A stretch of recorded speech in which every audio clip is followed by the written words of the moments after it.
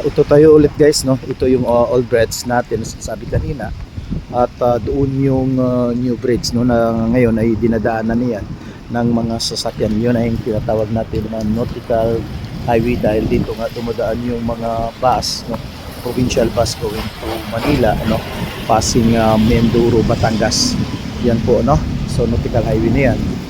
Dati national highway pa lang nung wala pang mga provincial buses.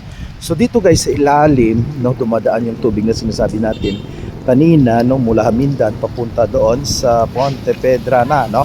Pero siyempre magpas muna siya ng Sigma Dao Palitan. Ito guys yung water level ngayon, no. Dito tumitingin yung mga taga NDRRMO, no, kung ilan, no, na yung tubig sa Suba. Ayan.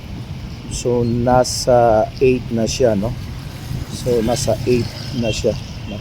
So 8 meters, 8 ano yung kataas niya yan, 8 meters mula sa ilalim guys, no. So mayroon diyan 9, mayroon diyan 10, no. So ibig sabihin pag 10 na yan guys, masyado nang mataas at lampas na yan sa normal na taas ng tubig. Yan. Okay, so ngayon 8 pa lang guys, no? 8 meters mula sa ilalim yung tubig baha. Yan po guys, yung tubig, no? Masyadong napakabilis ng tubig. Ibig sabihin yan, marami pang tubig sa itaas na pwede pang tumasik ng tubig na ito.